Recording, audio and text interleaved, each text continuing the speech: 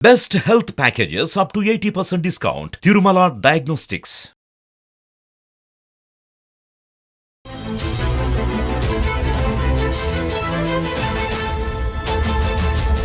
ఈ మధ్యకాలంలో మీకు తెలుసు కేఏ పాల్ చాలా వినిపిస్తుంది. కేఏ పాల్ గారి గురించి. కేఏ పాల్ గారి గురించి. వాస్తవానికి కేఏ పాల్ గారు నేను 1988లో జర్నలిస్ట్గా పనిచేసిన రోజు నుంచి ఆయన మీద నాకు కొంత అవగాహన ఉంది. ఓకే, ఒక గ్రామీణ ప్రాంతాల్లో పుట్టి ప్రపంచ ప్రఖ్యాత సువార్తకులుగా క్రైస్తవ మతం ఆవిర్భవించిన దేశాల్లో కూడా అక్కడున్న ఎవాంజలిస్టుల కంటే ఈయన మాట్లాడితే ఎక్కువ మంది జనం వచ్చారు. మనకు తెలుసు, మనకు హస్తవాసి అని, వాక్శుద్ధి అని, ఇటువంటి పదాలు మన తెలుగు పడిగట్టు పదాలు మనం వాడుతూ ఉంటాం. ఆ విధంగా ఏం జరిగింది ఏంటో కానీ ఆయన చాలా అంతర్జాతీయ స్థాయికి దిగిపోయాడు. అయితే తర్వాత క్రమంలో అంటే అప్పటి తర్వాత నేను జర్నలిస్ట్గా ఉన్నప్పుడు ఆయన గురించి చాలామంది చెప్పడం, సీనియర్ జర్నలిస్ట్ చెప్పడం, నేను వాసాన్ని ప్రత్యక్షంగా ఎప్పుడు చూడలేదు, ఆయనతో ప్రత్యక్షంగా ఎప్పుడు మాట్లాడలేదు. వాసాన్ని చెప్పడం అనుకోకుండా ఈ మధ్య కాలంలో ఒక సందర్భంలో అనుకోకుండా కలవాల్సిన అవకాశం ఒకటి క్రియేట్ అయింది. నాకు అపాయింట్మెంట్ ఇచ్చారు రమ్మని పార్క్ హోటల్లో. 3 గంటలకు వెళ్ళాను. చాలా సంతోషం కమలాకర్ గారు అంటూ కౌగిలించుకున్నాడు, చక్కగా మాట్లాడాడు నాతోటి. నన్ను పక్కన పెట్టుకుని సుమారు 60-70 మందితో చాలా పెద్ద పెద్ద వాళ్ళ ప్రముఖులు మాట్లాడి పంపించారు. నాతో మాట్లాడి అందరినీ మాట్లాడి పంపిస్తున్నాడు ఆయన. చూసిన తర్వాత అందరూ వెళ్ళిపోయిన తర్వాత అప్పటికే 3 గంటలకైతే నైట్ 7:30, 8 అయిపోయింది. 8 అయిపోయింది. కమలాకర్ ఒక 5 minutes అని చెప్పి లోపలికి వెళ్ళి లుంగి క్యాజువల్ షర్ట్ వేసుకుని వచ్చి అప్పుడు చాలా ఓన్లీ ఆయన ఆంతరంగికులైన 2 జ్యోతి అని కాబోయే కోడలు ప్లస్ ఆయన పిఏ విజయ్ అని ఉన్నారు. అప్పుడు చాలా విషయాల మీద చర్చ. విషయం ఏంటంటే నేను 3 గంటలకు వెళ్ళాను, నా గురించి ఏం చెప్పుకోలేక అక్కడ వచ్చిన 70-80 మంది నేనేంటో చెప్పేశారు ఆయనకు మొత్తం. చెప్పేశారు. నేను గోదావరి జిల్లా నుంచి ఎమ్మెల్సీగా కూడా పోటీ చేయబోతున్న విషయం కూడా చెప్పేశాడు. అంటే ఆయన కమలాకర్ ఎమ్మెల్సీగా పోటీ చేయబోతున్నారంటే అవునండి, వాస్తవానికి చెప్పాలంటే గోదావరి జిల్లాలో కన్వర్టెడ్ క్రిస్టియన్స్ చాలా ఎక్కువ మంది ఉంటారు. నా చిన్నప్పటి నుంచి అది చాలామంది ఉన్నారు. చాలా చోట్ల నిమ్న కులాల వాళ్ళు ఉంటారు కదా, గోదావరి జిల్లాలకు వచ్చిన అగ్ర కులాల వాళ్ళు కూడా క్రిస్టియన్స్లో చాలామంది ఉంటారు. ఒక ఎవాంజలిస్ట్గా ఒక చార్టీస్ నడిపిన వ్యక్తి జర్నలిస్ట్గా ఉండే రోజు నుంచి మీ గురించి నాకు తెలుసు. కాబట్టి మీరు ఈ మధ్యన పేపర్లో చూశాను, మీరు రాజకీయ పార్టీలు స్టిమ్యులేట్ చేయబోతున్నట్టు. అయితే మా ఎమ్మెల్సీ ఎలక్షన్ రాజకీయాలకు అతీతంగా జరిగే ఎలక్షను. ఒక చార్టీస్ నడిపిన వ్యక్తిగా ఈ దేశానికి, ఈ ప్రపంచానికి ఎంతో సేవ చేసిన వ్యక్తిగా, గ్లోబల్ పీస్ అంబాసిడర్గా మీ పట్ల నాకంటూ ప్రత్యేకమైన గౌరవం ఉంది. నేను కార్పొరేట్ విద్యా వ్యవస్థ మీద పోరాటం చేస్తున్నాను. గోదావరి జిల్లాలో జరుగుతున్న అన్యాయం మీద పోరాటం చేస్తున్నాను. ఈ దేశాన్ని పెంచి పోషించే మా గోదావరి జిల్లాల పిల్లలు చదువులు పూర్తయితే బతుకు తెరువు కోసం వేరే రాష్ట్రాలకు, దేశాలకు పోవాల్సి వస్తుంది. చదువు లేని వాళ్ళేమో సౌదీ అరబ్ కంట్రీస్ పోవాల్సి వస్తుంది. చివరికి వాళ్ళ అమ్మకం నాన్నకు ఒంట్లో బాగోపోతే తిరిగి వచ్చి వైద్యం చేయించుకునే లోపలనే ఐస్ బాక్సులు సవాలుగా చూసుకోవాల్సిన దుస్థితి ఉంటుంది. ఈ నాయకులేమో జిల్లాలకు అన్యాయం చేసి అమరావతిలో ఆస్తులు పెంచుకుంటే మా గోదావరి జిల్లాకు అన్యాయం చేస్తున్నారు. ఈ దేశాన్నే పెంచి పోషించి మా జిల్లాల పిల్లలు బతుకు తెరువు కోసం వేరే రాష్ట్రాలకు, దేశాలకు పోవడం నాకు నచ్చలేదు. కన్నవారు కళ్ళెదుటే కావాలి కొలువులు, అవి గోదావరి జిల్లాల ప్రజల జీవితాల్లో నింపాలి వెలుగులు అంటూ ఒక స్లోగన్ తీసుకుని వర్క్ చేస్తున్నాను సార్. మీకు అవకాశం ఉంటే క్రైస్తవ మత పెద్దగా మీకు తెలిసిన వాళ్ళకి ఫోన్ చేసి కమలాకర్కి మోరల్ సపోర్ట్ ఇవ్వమని చెప్పండి sir. That's I'm expecting you only అని చెప్పాను. చాలా సంతోషం కమలాకర్ గారు. మీ గురించి ఆల్రెడీ వేరే ఒక ఆయన 20-30 లైన్లతో నాకు మెసేజ్ పెట్టారు. మీ గురించి చాలా మంచి మనసు మీద నాకు తెలుసు. మీరు నాకు సహకరించండి, నేను ఈ రాష్ట్రానికి, దేశానికి సేవ చేయాలనుకుంటున్నాను అంటూ ఆయన నన్ను అడగటం జరిగింది. ఆయన కొంత ఇన్ఫర్మేషన్స్ అడిగితే నాకున్న రిలేషన్స్ మలనాడే ఆయనకి వచ్చే విధంగా చేశాను. అనుకోకుండా 3 రోజునే నేను గోదావరి జిల్లాలో వనభోజన మహోత్సవాల్లో పాల్గొన్నాను. చాలా సుమారు 3-4 వేల మంది, 5 వేల మంది పాల్గొన్నప్పుడు ఈ కేఏ పాల్ గారి యొక్క ఆకాంక్షల్ని చెప్పే ప్రయత్నం చేశాను. వాస్తవానికి ఏంటంటే ఈయన కాపు కులస్తుడు అన్న విషయం చాలామందికి తెలియదు. అంటే విశాఖ, శ్రీకాకుళం, విజయనగరం తూర్పు కాపులు అనమాట. ఈయన ఒక తూర్పు కాపు కులస్తుడు. వీళ్ళ సిస్టర్స్, బ్రదర్స్ అందరూ కాపులే పెళ్లి చేసుకున్నారు. ఈయన ఒక్కడే హరిజనుల అమ్మాయిని పెళ్లి చేసుకున్నాడు ఆయన. అయితే ఈయన మరి ఏ కారణం చేత అంటే ఆయన ఐడెంటిఫై కావాలనుకుంటున్నాడు అనే విషయం నాకు స్పష్టంగా అర్థమైంది. ఇంకొకటి ఏంటంటే కాపుల్లో ఉన్న తత్వం ఏంటంటే ఈ మధ్య కాలంలో అంటే కాపులు చరిత్రను చదువుకోవాలంటే, తెలుసుకోవాలంటే స్పష్టమైన ఒక అంశాన్ని నేను చాలా కరాఖండిగా చెప్తున్నాను అందరికీ. కాపుల చరిత్రను చదువుకోవాల్సి వస్తే మన చరిత్రని క్రీస్తు సగం చరిత్ర, క్రీస్తు పూర్వం చరిత్ర అని చదువుకుంటాం కదండి. అవునవును. అలాగే కాపుల చరిత్రను చదువుకోవాల్సి వస్తే ప్రజారాజ్యానికి ముందు కాపులు, ప్రజారాజ్యం తర్వాత కాపులు అని చరిత్రను చదువుకోవాల్సి ఉంటుంది. అంటే ఆ డిఫరెన్స్ ఏంటి? ప్రజారాజ్యానికి ముందు కాపులు చాలా బోలాబోలీగా, అమాయకంగా, ఎవరైనా చెప్పినా నమ్మేయటం ఈ స్థితిలో ఉన్నారు. చిరంజీవి లాంటి ఒక లెజెండ్ని ఎన్ని రకాలుగా దెబ్బతీశారు, ఎన్ని రకాలుగా కుట్ర చేశారు, తమతోటే పాటు ఉంటూ, తమతోటే పాటు నడుస్తూ, తమతోటే పాటు తింటూ చిరంజీవిని ఎన్ని రకాలుగా హింసలకు గురి చేశారు, చివరికి ఆయన ఎన్ని రకాలుగా అభాసపాలు చేయటాన్ని చూశారు. కాపులందరూ కూడా ప్రత్యక్షంగా అనుభూతి చెందారు. దాంతో ఆ మోసపోవటానికి కాపులు సిద్ధంగా లేరు. ఓకే, అలాగే ఒక కాపు గురించి ఎవరైనా తప్పుగా మాట్లాడినా సరే అంగీకరించడానికి సిద్ధంగా లేరు. పైకున్న అంతర్గతంగా ఎవరి మేనేజ్మెంట్ వాళ్ళు చేసే స్థితిలో ఈరోజు కాపు జాతి ఎదిగింది. అందుకే జగన్ యొక్క ప్రపంచం అంటే ఉప ఎన్నికలు వచ్చినప్పుడు, అంటే చిరంజీవి గారు కాంగ్రెస్లోకి మారిన తర్వాత ఉప ఎన్నికలు వచ్చినప్పుడు ఆంధ్రప్రదేశ్లో ఈయన రాజశేఖర రెడ్డి గారు చనిపోయిన సానుభూతి పవనాలతో అందరూ జగన్ క్యాండిడేట్లు గెలిస్తే గోదావరి జిల్లాలో మాత్రం నర్సాపురం, రామచంద్రపురం చిరంజీవి గారి క్యాండిడేట్లు గెలిచారు. అదే కాపుల యొక్క పరిణితికి ఒక చిహ్నంగా మనం చెప్పుకోవచ్చు. ఓకే, ఆ విధంగా who is KA Paul is international familiar evangelist. అర్థమవుతుందా? అతన్ని నిజంగా చెప్పాలంటే ప్రపంచంలో అతిపెద్ద విమానాలు ఒకటి ఆయన దగ్గర ఉందండి. ఓకే, సుమారు 196 దేశాధ్యక్షులతో ఆయనకు ప్రత్యక్ష సంబంధాలు ఉన్న వ్యక్తి, ప్రత్యక్ష కలిసిన వ్యక్తి, కలిసి కూర్చుని భోజనం చేసిన వ్యక్తి. ఓకే, అలాగే సుమారు 2000 మందిగా ప్రపంచ బిలియనీర్లతో అత్యంత స్నేహ సంబంధాలు కలిగిన వ్యక్తి. ఓకే, వాళ్ళకి ట్యాక్సెస్ వీటి పరంగా నీకు ఎగ్జామ్షన్ పాల్గారు అడిగితే అలా కొన్ని కోట్లు ఇసిరేయగలిగే వాళ్ళు ఉన్నారు. అలా గతంలో చేశాడు ఆయన. ఇప్పుడు మనం చేస్తాడని కాదు, ఆల్రెడీ చేశాడు ఆయన. అది మన ఆంధ్రప్రదేశ్ కావచ్చు, దేశానికి కావచ్చు, ఎన్నో జరిగినాయి, అట్లా చాలా జరిగినాయి. అటువంటి వ్యక్తి కాపు కులస్తుడని కాపులకి తెలియదు. మీకు అర్థమైంది? దాన్ని నేను గోదావరి జిల్లాలో వనభోజన మహోత్సవాలలో నేను మామూలుగా అయితే కులపరమైన కార్యక్రమానికి హాజరు కాను. అయితే ఇప్పుడు రాజకీయ అవసరాల రీత్యా తప్పనిసరిగా కొంత ఐడెంటిటీ తప్పనిసరి అవుతుంది. ఆ నేపథ్యంలో అందరూ నేను కాపులను తెలిసి అందరూ నన్ను పిలుస్తున్నారు. అందరూ కూడా పిలుస్తుంటే మనం ధిక్కరించినా మళ్ళీ ప్రాబ్లమే. రేపు వీళ్ళందరినీ మళ్ళీ నేను ఓట్లు అడగాలి. ఓకే, మా కార్యక్రమాన్ని పిలిస్తేనే రాలేదు, ఓట్లు ఎలాగ వేస్తామంటే నేనేం చేయాలి? కాబట్టి ఎస్సీలు పిలిచినా వెళ్తాను, బీసీలు పిలిచినా వెళ్తాను, కాపులు పిలిచినా వెళ్తాను. నేను అలా వెళ్ళినప్పుడు నేను చెప్పిన మాటలు వీడియోగా తీయటం అనేది జరిగింది మిత్రులు.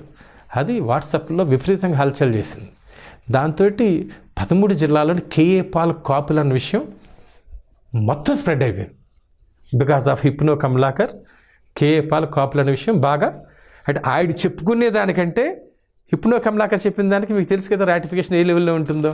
అది 36 సంవత్సరాలు పైగా హిప్నో కమలాకర్ కరుడుగట్టిన హేతువాది కేఏ పాల్ గారిని ఎన్నిక వేసుకురావటం ఏంటి? ఓకే, దాని వెనకాల సూత్రం ఏంటంటే చార్టీ ద్వారా ఆయన చేసిన సేవలు, వితంతువులకు కావచ్చు, అనాథలకు కావచ్చు, ఆయన చేసిన సేవలు. ఓకే, నాకు ఇప్పటికీ తెలుసు ఈ పలంగా ఆయన నిధుల మీద ఉన్న ఆంక్షలు ఎత్తేస్తే ఆ నిధుల్లో 10% ఖర్చు పెడితే పోలవరం ప్రాజెక్టు పూర్తయిపోద్ది. అన్ని కొన్ని కోట్ల రూపాయల నిధుల్ని స్తంభింపజేశారు. ఓకే, నిజంగా ఆయన కాపు కులంలోనో కాకుండా అతను ఒక కమ్మ కులస్తుడిగానో, ఒక క్షత్రియ కులస్తుడిగానో, ఒక రెడ్డి కులస్తుడిగాను పుట్టుంటే ఆయనకి దేవాలయాలు కట్టి ఊర్లో పూజలు చేసి ఉండేవారు. చివరికి అటువంటి వ్యక్తిని మానసికంగా క్షోభకు గురిచేసి, ఒత్తిడికి గురిచేసి, చివరికి ఆయన ఒక మానసిక రోగిగా భ్రమింపచేసే ప్రయత్నాన్ని ఈ సామాజిక వర్గాలు చేసింది. తమ చేతుల్లో ఉన్న మీడియా ద్వారా ఆయన అలా చిత్రీకరించే ప్రయత్నం చేసింది. ఇది మానసికంగా ఒక సైకాలజిస్ట్గా నేను కొద్దిగా బాధాకరమైన అంశం. ఇక్కడ ఎలా ఉంటుందంటే ఆయన మాట్లాడే మాటల్లో కొద్దిగా అబ్నార్మాలిటీ చూస్తుంటాం, కొన్ని ఉంటాయి. ఇప్పుడు ఆయన గురించి ఏంటంటే ఆయన ఒక నెట్వర్క్ని డెవలప్ చేసుకోలేదు, ఆయన గురించి మాట్లాడే ఒక పిఆర్ని తయారు చేసుకోలేదు. ఓకే, వాస్తవాన్ని చెప్పంటే తెలుగు రాష్ట్రాల బహుశా ఆయన గురించి మాట్లాడింది ఫస్ట్ నేనేమో ఈ మధ్యకాలంలో. అటు హిప్నో కమలాకర్ కేఏ పాల్ గురించి మాట్లాడటం అనేది చాలామంది ఆశ్చర్యపోయారు అందరూ. పైగా కరుడుగట్టిన హేతువాది హిప్నో కమలాకర్ మతవాదిని వెనకేసి రావటం ఏంటని. ఇక్కడ ఏంటంటే హేతువాదమా మతవాదం అనేది రెండిట్లోనే ఉన్నది మానవతావాదమే. అర్థమవుతుందా? ఆయన ఇప్పుడు సామాజిక మతం దేవుడనే ఎలా ప్రారంభమైంది, సామాజిక నియంత్రణ సాధనగా ప్రారంభమైంది. అటువంటి మతాన్ని, క్రైస్తవుడి యొక్క బోధనని ఆయన యాజరికి జనాలు చెప్పడం ద్వారా మానవత్వాన్ని ప్రబోధించే ప్రయత్నం ఆయన చేశాడు. పైగా యూదుల యొక్క ఊచకోతకి వ్యతిరేకంగా పోరాటం చేసిన ఒక విప్లవకారుడు క్రైస్తవు. అర్థమవుతుందా? రెవల్యూషనరీగా చూడాలంటే నా దృష్టిలో క్రైస్తవు ఒక గొప్ప కమ్యూనిస్టు, గొప్ప విప్లవకారుడు. మత కోణంలో చూడాలంటే దేవుడు. ఓకే, ఒక విప్లవకాడిగా క్రీస్తు నేను సపోర్ట్ చేస్తాను. ఓకే, అట్లా నేనేం చేస్తాను, ఒక హేతువాదం అంటే నా దృష్టిలో మానవతావాదం, దేవుడు లేడని చెప్పడం కాదు. నేనేం చెప్తాను, మనిషిలో ఎన్ని శక్తి సామర్థ్యం, ఎన్ని తెలివితేటలు, ఎన్ని నైపుణ్యాలు ఉన్నాయి, మనిషి తను తవ్వుకుంటే ఎన్ని అద్భుతాలు చేయగలడో నేను చేసి చూపించడం ద్వారా, బాబు ఈ ప్రపంచం నువ్వేం చేయాలి, ఆ శక్తులు నీలో ఉన్నాయి అని హిప్నోటిజం ద్వారా చెబుతూ వాళ్ళ శక్తి సామాన్ని బయటకు తీసి ఈ హింసకు పాల్పడకుండా వాళ్ళ కోరికలు నెరవేర్చుకునే విధంగా మానవత్వాన్ని ప్రబోధిస్తుంటాను. అండ్ మతం ద్వారా ప్రబోధిస్తే నేను హిప్నోటిజం ద్వారా మానవతా బోధన చేస్తాను. కాబట్టి మా ఇద్దరు దారులు ఒకటే, ఇద్దరు దారులు వేరు కానీ టార్గెట్ మాత్రం ఒకటి. ఆ విధంగా నేను ఆయనకి సపోర్ట్ చేస్తూ ఏం చేశానంటే, ఆయన తనకి ఆకాంక్షలో వెళ్ళి, సార్ నేను ఒకటే, మీ చుట్టూరు దొంగలు దోపిడీదారులు చాలామంది ఉన్నారు, ఇప్పుడు కూడా మీరు 2 కోట్లు పట్టుకొచ్చారు, ఎత్తుకుపోదామని చాలామంది గోతిగాడు గుంటను అక్కడ కాసు కూర్చున్నారు. గతంలో మీ దగ్గర చాలా ఎత్తిపోయిన, గతంలో మీరు చాలాసార్లు టీవీలో చెప్పారు. అయితే నేను మీకు ఎంతవరకు హెల్ప్ చేయగలనంటే, నాకు తెలుసుండి నిజమైన మీ అభిమానులు మీ దగ్గరికి రాకుండా చాలామంది చేసినట్టుగా నాకు తెలిసింది. నాకు చాలామంది నుంచి సమాచారం ఉంది. ఆ మేరకు నేనేం చేయగలుగుతానంటే, ఆ నిజమైన అభిమానులు మీకు చేర్చే క్రమంలో నేను ఒక సైకాలజిస్ట్గా, హిప్నటిస్ట్గా, ఒక హెచ్ఆర్ నిపుణుడిగా ఆ విషయంలో నేను మీకు సహకరించగలుగుతానంటూ ఆయన నన్ను అడిగింది ఏంటంటే, అన్ని చోట్ల ప్రెస్ మీట్లు పెట్టి ఆయన కార్యక్రమాల గురించి జనంలో కమ్యూనికేట్ అయ్యే విధంగా చేయమన్నాడు. ఆ మేరకు నేను ఆల్రెడీ వెల్ ఎస్టాబ్లిష్డ్ కాబట్టి 13 జిల్లా శ్రీకాకుళం నుంచి ప్రెస్ మీట్లు పెట్టుకుంటూ నేను చెబుతూ ఉన్నప్పుడు అసలు తెలుగు రాష్ట్రం ఆశ్చర్యపోయింది. ఏంటి హిప్నో కమలాకర్ కేఏ పాల్ గారు వెనకేశ్వరరావు ఏంటంటే చాలా స్పష్టంగా చెప్పాను అందులో. ఓకే, ఆయన పట్ల నాకున్న గౌరవం ఏంటంటే, ముఖ్యంగా ప్రజెంట్ సిచ్యువేషన్లో అటు వ్యక్తి యొక్క సేవలు నవ్యాంధ్రకి చాలా అవసరం. ఏ విధంగా అంటే, రాష్ట్రం అప్పులలో ఉంది, విభజన కష్టాల్లో ఉంది. ఇప్పుడున్న ముఖ్యమంత్రులందరూ కూడా ఉన్న సొమ్మును కూడా వీళ్ళ పర్యటనలు పేరు చెప్పి వృధా చేసేస్తున్న పరిస్థితి కనిపిస్తుంది. ప్రతిపక్ష వాళ్ళు ముఖ్యమంత్రి అయినా సరే వాళ్ళు కూడా అప్పులు చేయాల్సిన పరిస్థితి ఉంది. ఈ నేపథ్యంలో నవ్యాంధ్రాన్ని ముందుకు తీసుకెళ్లే క్రమంలో ఉదారంగా నిధులు తీసుకొచ్చే వ్యక్తులు కావాలి. ఇప్పుడు ఆయన రాజకీయాల్లోకి రావాల్సిన అవసరం లేదు. వాస్తవానికి ఈ ప్రభుత్వాలు ఆయన సహకరిస్తే, ఆయనకు అండగా నిలబడితే, ఓకే, కోట్ల రూపాయలు తీసుకురాగలిగే కెపాసిటీ ఆయనకు ఉంది. ఈ ప్రభుత్వాలు ఏం చేశారు, గత ప్రభుత్వాలు, కిరణ్ కుమార్ రెడ్డి ప్రభుత్వం కావచ్చు, రాజశేఖర రెడ్డి ప్రభుత్వం కావచ్చు, తెలుగుదేశం ప్రభుత్వం కావచ్చు, ఆయన ఇతర దేశాల నుంచి తీసుకొచ్చి ఉదారంగా సేవ చేయడానికి ఉపయోగించే నిధుల్ని ఉపయోగించకుండా చేశారు.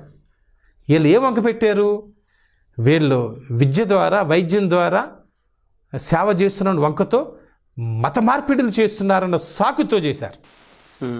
దీని వెనక ఎంత కుట్టుందో ఆలోచించండి. అది జాతీయ స్థాయి సెన్సిటివ్ ఇష్యూ కాబట్టి ఆ సెన్సిటివ్ ఇష్యూకి అండ్ నాకు తెలుసుండి ఆయన ఎప్పుడు కూడా మత మార్పిడులకు పాల్పడినట్టుగా ఎక్కడ రికార్డ్స్ లేవు నాకు తెలుసుండి, యాజ్ పర్ మై నాలెడ్జ్. అర్థమవుతుందా? అట్లాగే గుడ్డి వాళ్ళకి కళ్ళు తెప్పిస్తాం, కుంటు వాళ్ళని నడిపించేస్తాం అన్న మాటలు నాకు తెలుసు ఆయన ఇప్పుడు మాట్లాడలా. క్రీస్తు ఏ మాటలు అయితే చెప్పి ఆ మాట యథాతథంగా జనానికి కమ్యూనికేట్ చేసే ప్రయత్నం చేశాడు ఆయన. కాబట్టి నేను అన్నీ ఆలోచించినప్పుడు ఒక మతాన్ని నమ్మటం తప్పు కాదు, దేవుని నమ్మటం తప్పు కాదు, ఎవరి విశ్వాసాలు వాళ్ళవి. అయితే అవి సమాజ ప్రగతికి అవరోధంగా పరిణమిస్తున్నప్పుడు నేను తప్పనిసరిగా అడ్డుకుంటాను అటువంటి విషయాలు. అర్థమవుతుందా? ఆ మేరకు ఈ మూలంగా నష్టం జరుగుతుందని నేను అనుకోవట్లేదు. పైగా ప్రపంచవ్యాప్తంగా ఆయన్ని ఏర్పరచుకున్న ఇమేజ్ తోటి ఈ దేశానికి, రాష్ట్రానికి సేవ చేయగలిగే అవకాశం ఉన్న వ్యక్తి ఆయన. ఇప్పుడు ఈ ఫలంగా కేఏ పాల్ గారి మీద ఆంక్షలు ఎత్తేస్తే ఆయన హ్యాపీగా పార్టీని వదిలేసి సేవ చేసుకుంటాడండి ఆయన. వాస్తవానికి ఇక్కడ ముఖ్యమంత్రి పోస్ట్ అనేది ఆయనకి కాలిగోడుతో సమానం, ఫ్రాంక్గా చెప్తున్నాను. ఓకే, ఇప్పుడు గతంలో బిల్ గేట్స్ వచ్చాడు, ఇవన్నీ వీళ్ళు చెప్తున్నారు కదా, బిల్ గేట్స్ వీళ్ళందరూ ఇక్కడ ముఖ్యమంత్రిని పిలిస్తే రాలేదండి. కేఏ పాల్ గారు ఇక్కడ పరిచయాలతో ఆయన చెప్తే వచ్చారు. ఇది వాస్తవం. ఇది చాలామందికి నిజాలు తెలియవు. ఎందుకంటే కేఏ పాల్ గారు ఇప్పుడు పాపం ఆయన గురించి ఆయనే చెప్పుకోవాల్సి వస్తుంది. ఆయన గురించి ఆయనే చెప్పుకోవాల్సి వచ్చేటప్పటికి ఆయన కెమెడియన్లా కనిపిస్తున్నాడు అందరికీ. అదే హిప్నో కమలాకర్ స్థాయి వ్యక్తులు ఎవరో చెప్తే దాని జనం వేరే విధంగా తీసుకుంటారు. మీకు అర్థమైందా? అక్కడ కేఏ పాల్ గారు అంటే గత అనుభవాలు ఎంతంటే, ప్రపంచ ప్రఖ్యాత ఎవాంజలిస్ట్గా 196 దేశాలు తిరిగి 60-70 లక్షల మందితో స్వార్థ కార్యక్రమాలు నిర్వహించిన కేఏ పాల్ని ఈ తెలుగు మీడియా, ముఖ్యంగా ఇక్కడున్న సామాజిక వర్గాల కుట్రల్లో ఆయన బలైపోయి ఒక పిచ్చివాడిగా చూపిస్తున్న పరిస్థితి. ఇది చాలా హేయమైన విషయం, చాలా నీచమైన విషయం. ఒక సామాజిక మార్పు కోరుకునే వ్యక్తిగా నవ్యాంధ్ర కష్టాల నుంచి బయటపడే క్రమంలో ఆయనకు చారిటీ సేవలు చాలా అవసరం. నేను ప్రతిరోజు కూడా నాకు ఎంతోమంది ఫోన్లు చేస్తుంటారు. మీకు తెలుసు, గత 1-2 నెలలుగా ఆరోగ్యశ్రీ లేదు. సార్ మా వాళ్ళకి హార్ట్ ప్రాబ్లం వచ్చింది సార్, మా వాళ్ళకి అర్జెంట్గా ఆపరేషన్ చేయాలన్నారు సార్, ఆర్థికంగా చాలా ఇబ్బంది ఉంది సార్, సార్ మీకు తెలిసిన నుండి హెల్ప్ ఇలా చాలామంది నాకు ఫోన్ చేస్తుంటారు. రోజు కనీసం 4-5 ఫోన్లను నేను రిసీవ్ చేసుకుంటాను. అటువంటి సందర్భాలు ఇటువంటి వాళ్ళు ఉపయోగపడతారు అన్న కోణం కూడా కేఏ పాల్ గారిని నేను ప్రమోట్ చేయడానికి కారణం. అయితే ఇప్పటికి కూడా కేఏ పాల్ గారిలో నాకు రాజకీయంగా సంబంధించి పరిణతి నేను చాలా చేసి పెట్టాను. వాస్తవాన్ని చెప్పాలంటే అది ఏ లెవెల్కి వెళ్ళిపోయిందంటే కేఏ పాల్ వ్యవహారాలు కమలాకర్ మొత్తం చూస్తాడు అన్న స్థాయికి వెళ్ళిపోయింది. అది నేను ఊహించిన అంశం. నేను చేసింది ఎంతవరకు అంటే ప్రతి జిల్లాల్లోనూ ఆయన అభిమానులను ఆయన చేరువ చేయటం, ఆయన నిజంగా అభిమానించాడు చేరువ చేయటం ద్వారా ఈ టీంని అతను సెట్ చేసి రాజకీయంగా ముందుకు వెళ్ళిపోవాలి. అంతేకాదు కమలాకర్ ఆయన వెంటబడి వెళ్ళటం అనేది కాదు ఇక్కడ నా టాస్క్. ఓకే, ఆయనకు టీంని సెట్ చేసి ఇవ్వటం, ఇస్తే ఆ టీంని అంతటిని ఆయన ఆర్గనైజ్ చేసుకుంటూ ముందుకు వెళ్ళటం. నేనంటే నా ఎమ్మెల్సీగా నేను పోటీ చేస్తున్నాను కానీ 2 నెలల పాటు ఆయనతో తిరగటానికి సర్వీస్ చేయడం నాకు కుదరదు కూడా. ఓకే, తర్వాత అనేక అంశాలు కొన్ని వ్యక్తిగతంగా కూడా కొన్ని ఇబ్బందులు ఉంటాయి. ఓకే, ప్రొఫెషనల్గా అయితే నేను ఎవరి నుంచి ఏమి ఆశించే వ్యక్తిని కదా, నా పని నేను చేస్తున్న సంపాదనలోనే కొంత ఖర్చు పెట్టి సేవ చేస్తుంటూ అనేది నా తత్వం. అట్లా కేఏ పాల్ గారి విషయానికి వచ్చి ఆ మేరకు ఐ కంప్లీటెడ్ మై టాస్క్ వాస్తవాన్ని చెప్పాలండి. అయితే పార్టీ నిర్మాణానికి సంబంధించి నేను ఆయనకు టాస్క్ ఇచ్చాను, కానీ పార్టీ నిర్మాణానికి సంబంధించి నేను ఇచ్చిన టాస్క్ని ఆయన సరిగ్గా ఫుల్ఫిల్ చేయట్లేదు.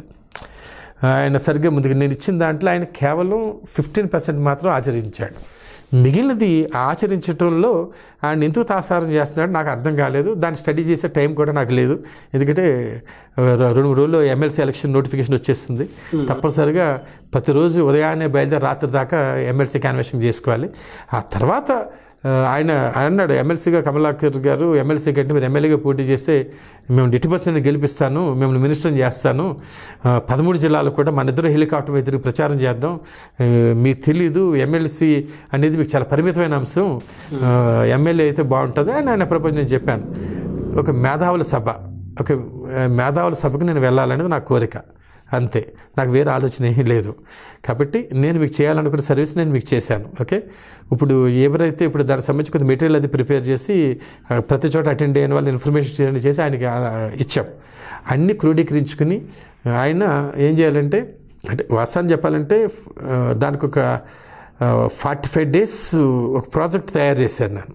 45 daysలో 13 జిల్లాల్లోనూ జిల్లా కమిటీలు, పార్లమెంట్ కమిటీలు, నియోజకవర్గ కమిటీలు, మండల కమిటీలు, బూత్ కమిటీలు కూడా, రాష్ట్ర కమిటీ కూడా మొత్తం అయిపోయి అసలు ఈయన భారాన్ని అందరూ మోసే పరిస్థితి. అంటే ఇప్పుడు చూడండి టీవీలో ఆయన చాలా ఎమోషనల్గా చాలా ఆవేదన బాధన కక్కాల్సి వస్తుంది. ఈయనకి అక్కక్కర్లేదు, బాధన అంతా కక్కడానికి కొన్ని వేల మంది ఈ పాటికి తయారైపోయేవాళ్ళు. అక్కడ ఆయన ముందుకెళ్ళటంలో సంథింగ్ కమ్యూనికేషన్ గ్యాప్ నాకు కనిపించింది. సరే ఇప్పుడు దాని గురించి విశ్లేషణ చేసే టైం కానీ దాని గురించి మాట్లాడి ముందుకెళ్ళే టైం కానీ నాకు లేవు. కాబట్టి నేను ఆయనకి ఇచ్చిన ప్రామిస్ ప్రకారం I fulfilled my task everything. Okay, కాబట్టి కేఏ పాల్ గారు లాంటి వ్యక్తి రాజకీయంగా సక్సెస్ అవుతాడా ఆవిడ అంటే